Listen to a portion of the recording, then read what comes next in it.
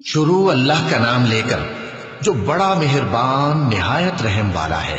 فجر کی قسم اور 10 راتوں کی اور جفت اور طاق کی اور رات کی جب رخصت ہونے لگے، اور بے شک یہ چیزیں عقل مندوں کے نزدیک قسم کھانے کے لائق ہیں، اس بات پر کہ کافروں کو ضرور عذاب ہوگا۔ کیا تم نے نہیں دیکھا کہ تمہارے پروردگار نے قوم عاد کے ساتھ کیا کیا، جو ارم کہلاتے تھے، دراز قد مانند ستونوں کے، کہ تمام ملک میں ایسے پیدا نہیں ہوئے تھے؟ اور سمود کے ساتھ کیا کیا، جو وادی قرا میں چٹانیں تراشتے تھے؟ اور فرعون کے ساتھ کیا کیا، جو خیمے اور میخیں رکھتا تھا؟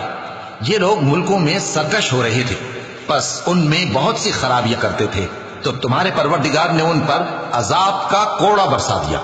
بے شک تمہارا پروردگار طاق میں ہے۔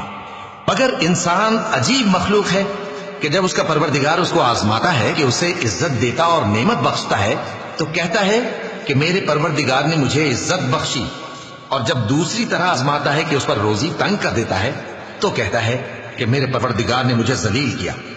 یوں نہیں، بلکہ تم لوگ یتیم کی خاطر نہیں کرتے، اور نہ مسکین کو کھانا کھلانے کی ترغیب دیتے ہو، اور میراث کے مال کو سمیٹ کر کھا جاتے ہو، اور مال کو بہت ہی عزیز رکھتے ہو۔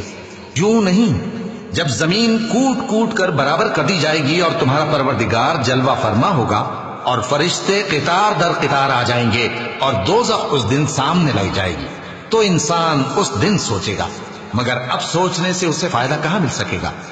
کہے گا کاش میں نے اپنی اس زندگی کے لیے کچھ آگے بھیجا ہوتا، تو اس دن نہ کوئی اللہ کے عذاب کی طرح کا عذاب دے گا اور نہ کوئی اس کے جکڑنے کی طرح جکڑے گا۔